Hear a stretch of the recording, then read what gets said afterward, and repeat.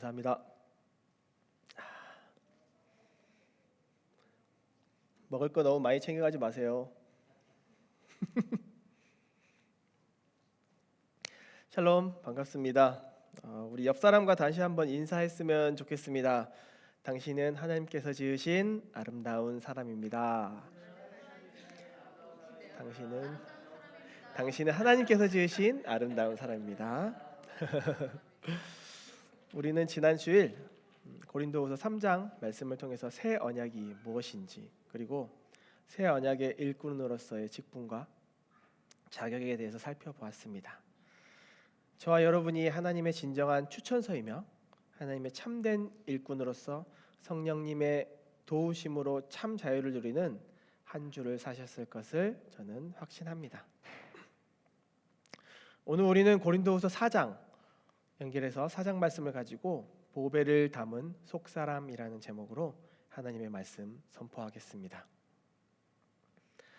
사도 바울이 우리에게 전하는 고린도후서 4장 말씀 속에서 속사람에 담긴 보배, 즉 하나님의 영광과 능력을 깊이 묵상하면서 속사람에 담긴 보배를 발견하고 하나님의 사랑을 어떻게 경험하고 또 드러낼 수 있는지를 살펴보면서 이 말씀을 통해서 하나님의 놀라운 진리를 깨닫고 우리의 일상 속에서 어떻게 적용할 수 있는지를 함께 살펴볼 수 있는 귀중한 시간이 되기를 소망합니다. 첫 번째는 사명과 복음의 빛입니다. 본문 1절에서 4절까지를 함께 볼까요?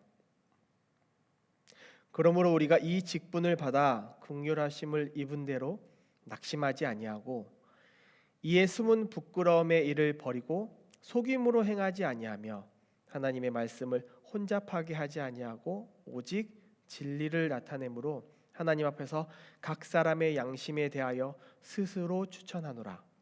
만일 우리의 복음이 가리었으면 망하는 자들에게 가리어진 것이라. 그 중에 이 세상의 신이 믿지 아니하는 자들의 마음을 혼미하게 하여 그리스도의 영광의 복음의 광채가 비치지 못하게 함이니 그리스도는 하나님의 형상이라. 아멘. 먼저 1절과 2절을 들어가면서 사도 바울은 자신의 사역이 본인 스스로 쟁취한 것이 아니라 오직 하나님의 긍휼하심으로 인해 주어진 것임을 고백하고 있습니다. 자신의 받은 사명이 하나님께로부터 온 것임을 확신하면서 그로 인해 낙심하지 않는다고 말해요. 이것이 사명의 본질입니다. 낙심하지 않는 것. 우리가 지난주 3장을 시작하면서 추천서 이야기를 했었습니다. 바울만 가지고 있지 않았던 그 추천서 말입니다.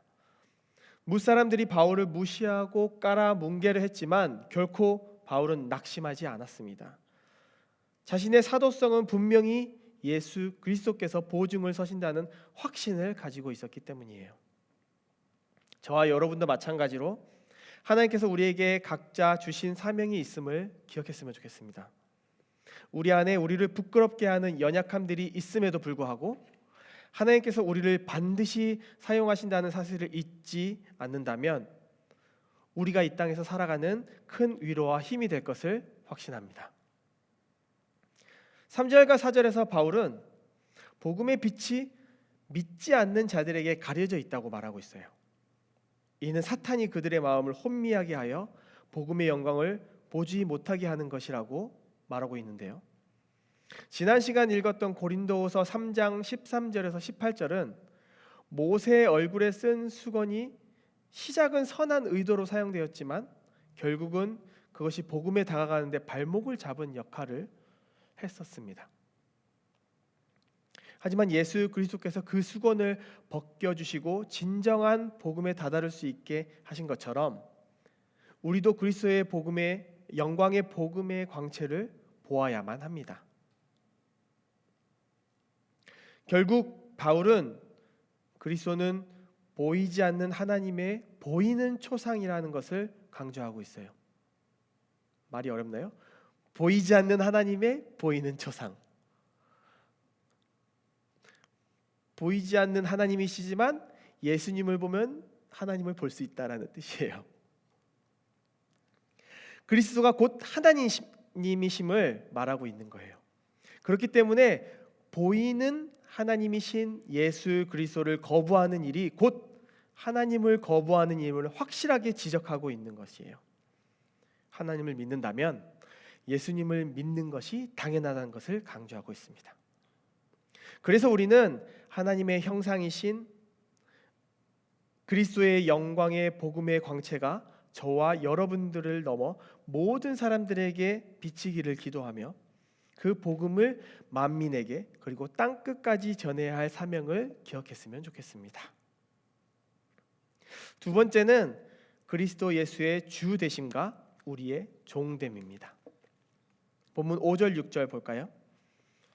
우리는 우리를 전파하는 것이 아니라 오직 그리스도 예수의 주 되신 것과 또 예수를 위하여 우리가 너희의 종 된 것을 전파함이라.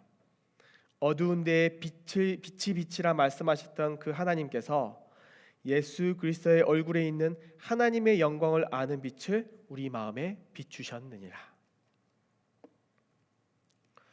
본문을 통해서 바울은 우리가 전파해야 할 것이 우리 자신이 아니라 내가 전하는 어떤 것들이 아니라 오직 예수 그리스도 그분이 주되심이라는 것을 강조하고 있어요.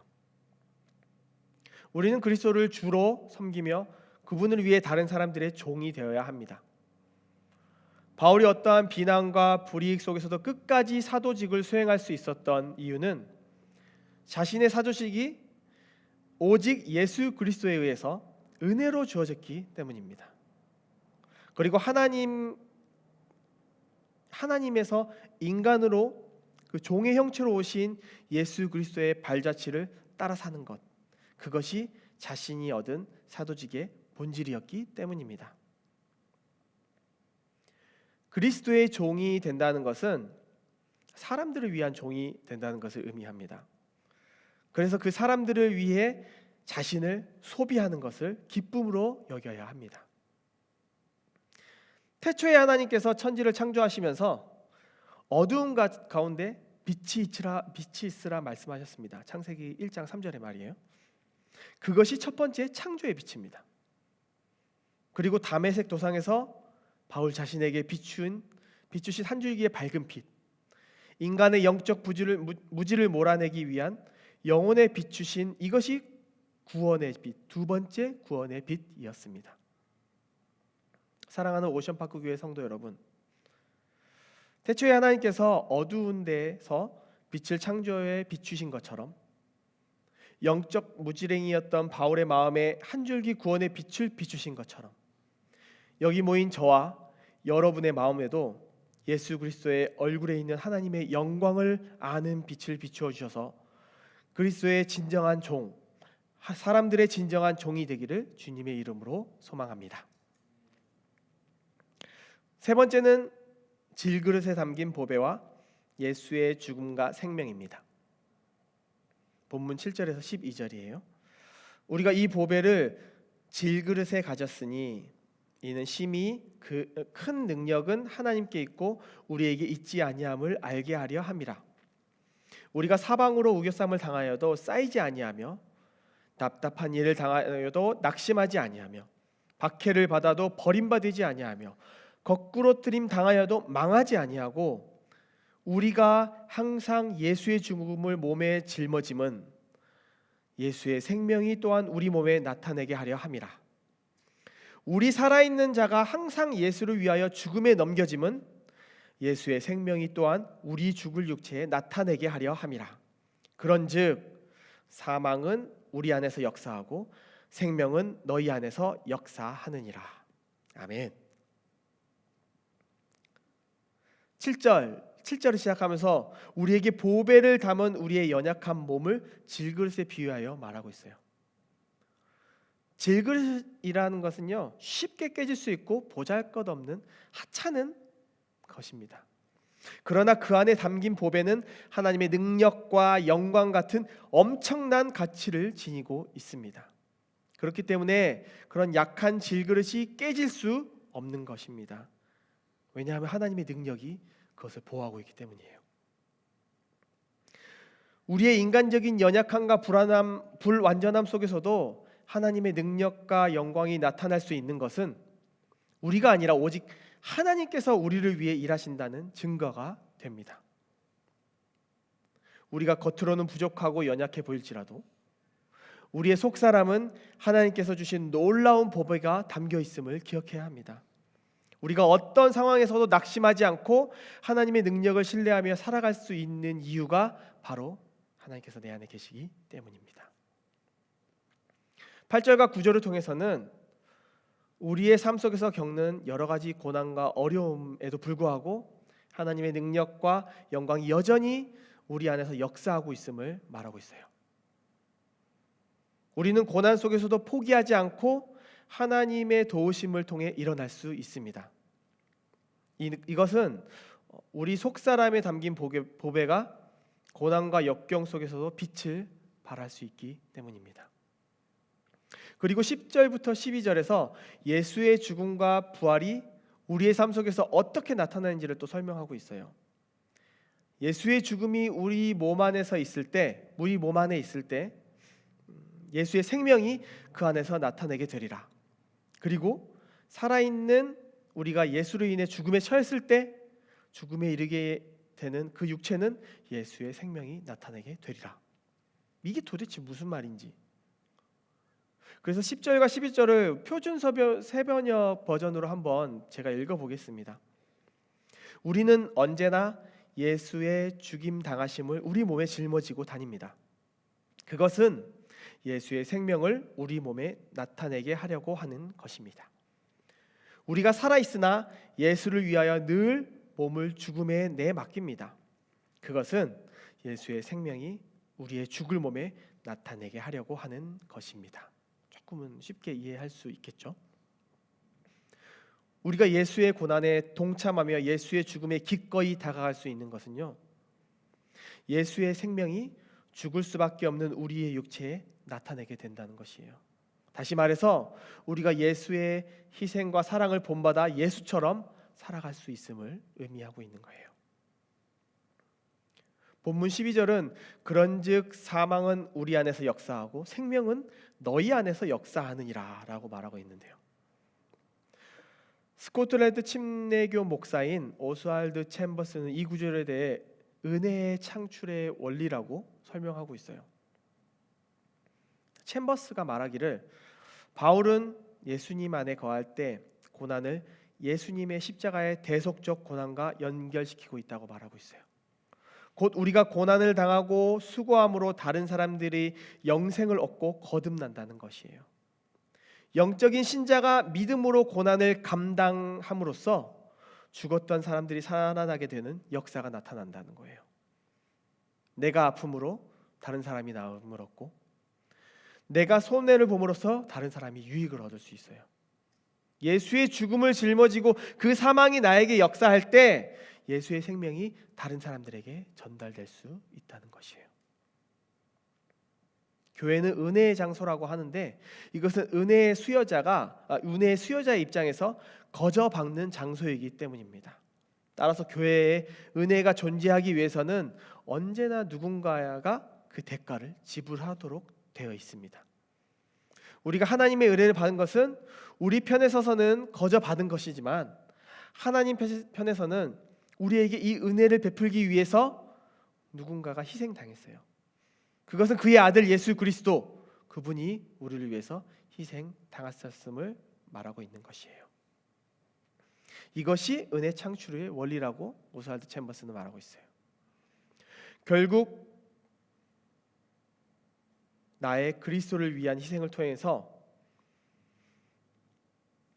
나의 그리스도를 위한 고난을 통해서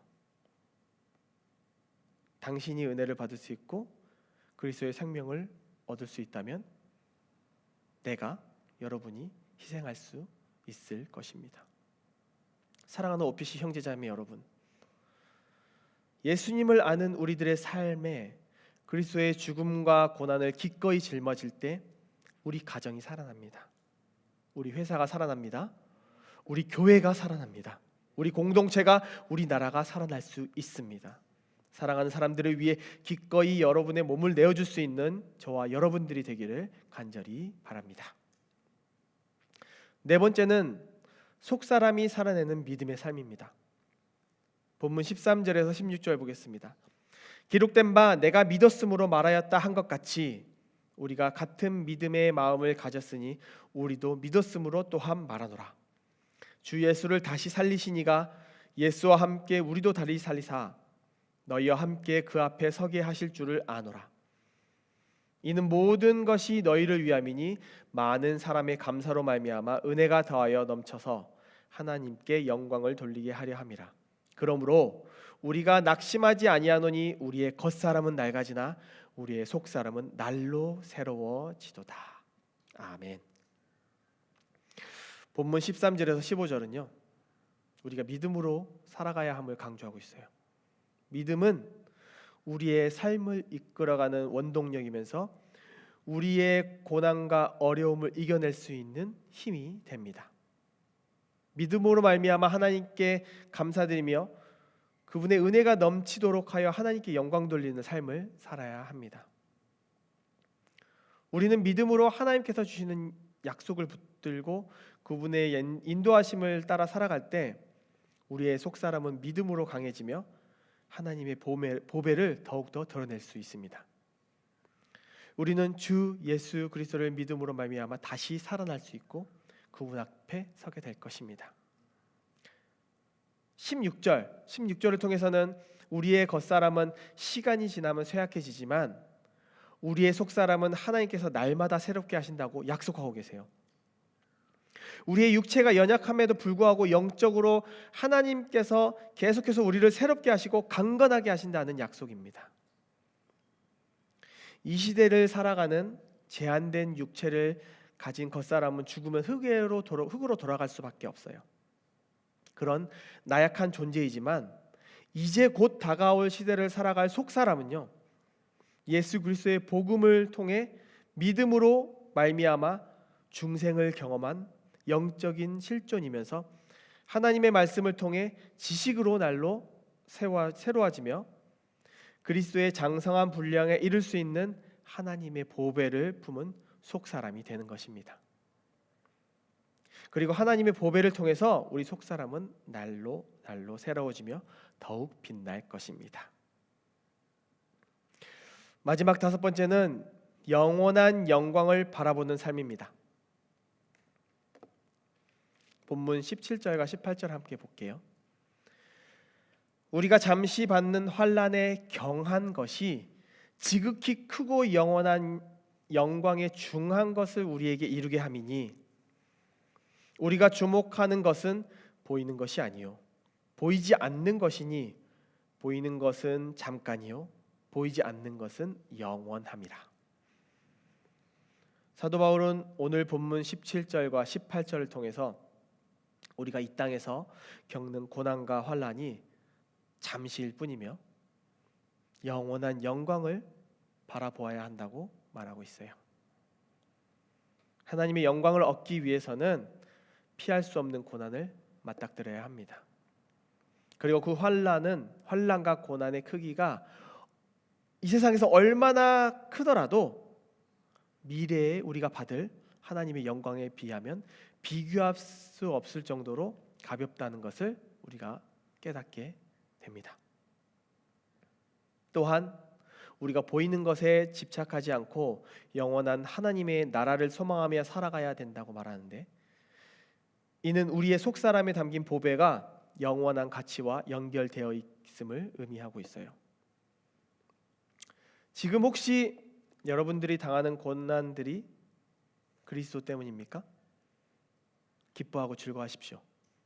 하나님께서 마지막에는 결국 하나님의 영광을 차지하실 때 여러분을 높이시고 비교할 수 없는 아름다운 면류관을 여러분들에게 씌워주실 것입니다. 우리 기대합시다. 하루하루 살아가는 게 지옥 같을지라도 매일매일 천국을 소망하며 그리스도의 복음, 그 보배를 우리 마음에 품고 영원한 하나님의 나라를 꿈꾸십시다. 말씀을 마무리하겠습니다. 사랑하는 오십파크 교회 가족 여러분, 우리는 고린도후서 4장 말씀을 통해서 우리의 속사람에 담긴 보배, 즉 하나님의 영광과 능력을 깊이 묵상했습니다. 우리의 겉사람의 연약함과 고난 속에서도 하나님의 능력과 영광이 우리 안에서 역사하고 있음을 기억합시다. 우리의 삶 속에서 이 보배를 발견하고 이를 통해 하나님의 은혜와 사랑을 드러내며 살아가기를 소망합니다. 우리의 겉사람은 좀 쇠약할지라도 우리의 속사람은 날로 새로워질 것입니다. 우리의 믿음으로 살아가며 영원한 영광을 바라보며 하나님의 뜻을 이루는 삶을 살아갑시다. 성령의 인도하심을 구하며 우리의 삶을 통해 그리스도의 향기를 나타내는 성도가 되기를 소망합니다. 우리의 속사람에 담긴 보배는 고난과 역경 속에서도 빛을 발할 수 있습니다. 우리의 꾸준한 영적 훈련과 하나님의 깊은 관계 속에서 속사람을 매일매일 새롭게 하고 하나님의 영광을 드러내는 삶을 살아갑시다. 가정에서나 직장에서나 그리고 공동체 속에서 우리의 속사람을 드러내고 하나님의 사랑과 은혜가 전해지는 삶을 살기를 소망합니다. 하나님의 말씀과 성령의 인도하심을 통해서 우리의 속사람이 날로 새로워지며 하나님의 보배를 드러내는 삶을 살아가기를 간절히 기도합니다. 이 말씀을 통해서 우리 모두가 속사람에 담긴 보배를 발견하고 그것이 우리의 삶 속에서 드러나기를 바랍니다. 하나님께서 우리를 통해서 행하실 놀라운 일들을 기대하며 믿음으로 살아가는 성도들이 되기를 간절히 소망합니다.